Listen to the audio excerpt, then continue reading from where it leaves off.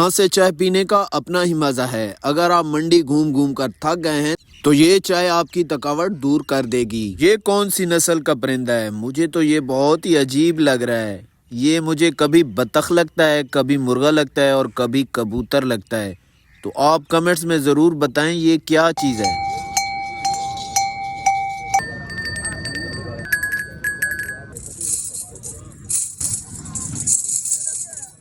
یہ اونٹ کی نکیل ہے۔ اگر آپ کے گھر میں اونٹ ہے تو یہ نکیل آپ یہاں سے لے کے جا سکتے ہیں، اور اگر کوے بہت زیادہ تنگ کرتے ہیں تو یہ غین غلیل لے جائیں۔ یہاں جانوروں کی ضرورت کا سارا سامان موجود ہے۔ یہ ولاگ کا دوسرا پارٹ ہے اور پہلا پارٹ آپ سے پہلے ہی شیئر کر چکے ہیں، تو اس پارٹ میں ہم آپ کو نئی نئی چیزیں دکھانے والے ہیں، تو آپ نے ہماری ویڈیو کو پورا دیکھنا ہے۔ یہ منڈی بہت ہی بڑی ہے۔ میں نے بڑی مشکل سے یہ ڈیرے وال بکرے ڈھونڈے ہیں۔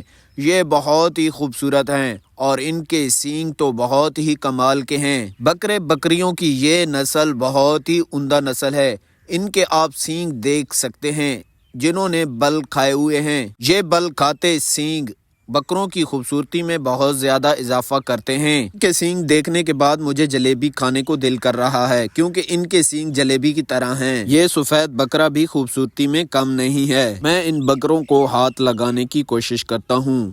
یہ دیکھیں، یہ بہت ہی پیارا بکرا ہے۔ اس کو نیلے رنگ کا بکرا کہتے ہیں۔ اگر میرے پاس گنجائش بنتی تو میں اس نیلے بکرے کو ضرور خریدتا، کیونکہ یہ مجھے بہت ہی پسند ہے۔ اگر میں ان بکروں کی مانگ کی بات کروں تو سفید بکرے بہت زیادہ خرید و فروخت کیے جاتے ہیں، کیونکہ سفید بکرے لاہور، راولپنڈی اور اسلام آباد کے لوگ بہت زیادہ پسند کرتے ہیں، اس لیے سفید بکروں کی مانگ بڑھ چکی ہے۔ کسان اور غریب لوگ یہاں سے چھوٹے میمنے لے جاتے ہیں، پھر ان کو پال کر بڑا کرتے ہیں، پھر ان بکروں کو عید الاضحیٰ کے موقع پر بیچتے ہیں۔ اس طرح ان کو اچھا خاصا منافع مل جاتا ہے۔ یہاں سے آپ دیکھ سکتے ہیں کہ بہت زیادہ بڑی تعداد میں لوگ اور جانور موجود ہیں۔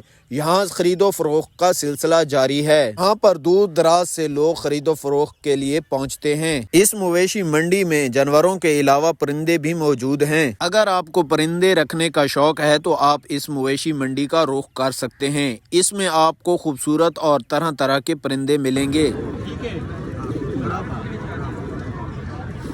سرخ آنکھوں والے خرگوش،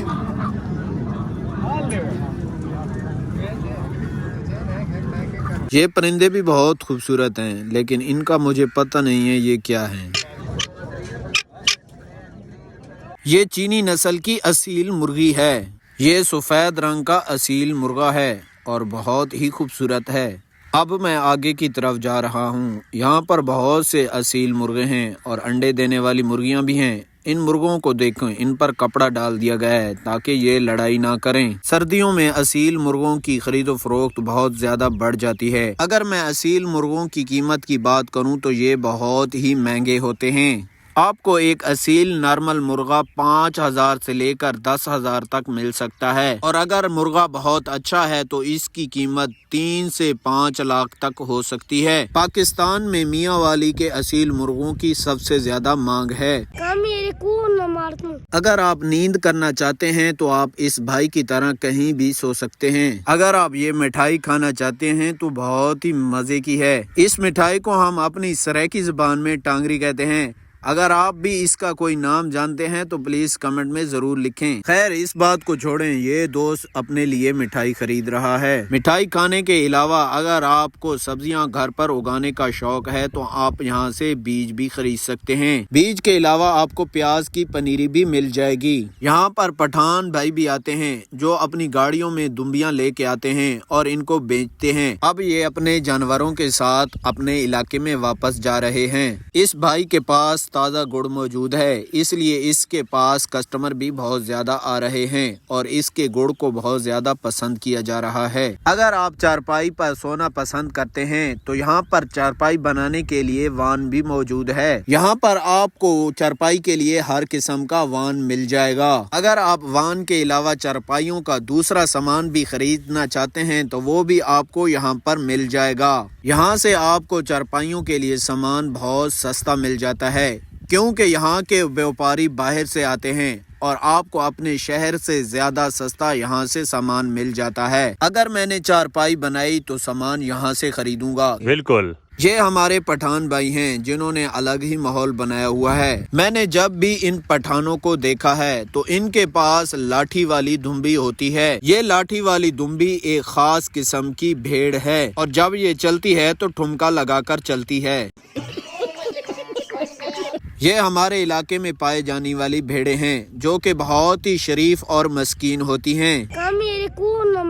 یہ بھیڑیں بالکل سفید ہوتی ہیں، اس لیے بہت جلد میلی ہو جاتی ہیں، اس لیے ان کا مالک ان کو نہلاتا ہے اور ان کو کنگھی بھی کرتا ہے۔ میں آپ کو بھیڑوں کے چھوٹے بچے دکھاتا ہوں جو کہ بہت ہی کیوٹ اور بہت ہی پیارے ہیں۔ اگر بھیڑ کے بچے کی بات کی جائے تو یہ بکری کے بچے کی نسبت بہت زیادہ سست ہوتا ہے اور شرارتیں بھی نہیں کرتا، لیکن اگر بکری کے بچے کی بات کی جائے تو یہ بہت زیادہ شرارتی ہوتا ہے اور بکری کا بچہ اچھل کود بھی بہت زیادہ کرتا ہے۔ اگر یہ گھر میں آپ اس کو چھوڑ دیں تو یہ بہت سی چیزوں کا نقصان بھی کرتا ہے، لیکن بھیڑ کا بچہ اچھل کود اتنی زیادہ نہیں کرتا اور نہ ہی اتنا زیادہ نقصان کرتا ہے۔ بین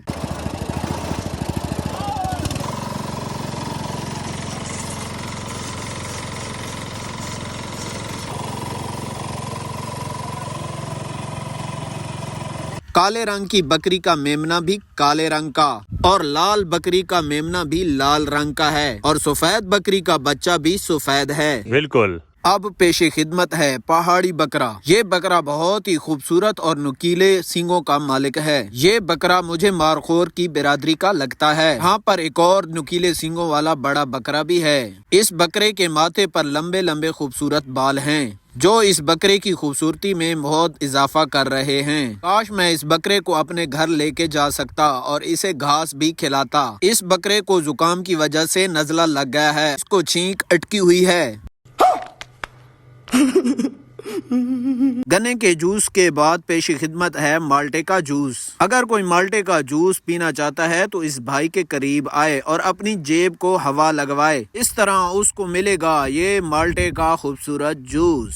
اگر بغیر بجلی کے گھر میں روشنی کرنا چاہتے ہیں تو یہاں سے آپ سامان خرید سکتے ہیں۔ گانے سننے کے لیے MP3 بھی لے سکتے ہیں۔ اگر آپ نے بکری خریدی ہے تو یہاں پر 100 روپے جمع کروائیں اور پرچی حاصل کریں تاکہ آپ چوری کے مال سے بچ سکیں۔ اب میں منڈی سے باہر آ گیا ہوں اور مجھے کسی دوست نے لفٹ دی ہے، اس لیے میں نے وہ لفٹ ایکسپٹ کی ہے اور اب میں اپنے گھر کلور کوٹ شہر میں جا رہا ہوں۔ اس دوست کا بہت بہت شکریہ جس نے مجھے لفٹ دی۔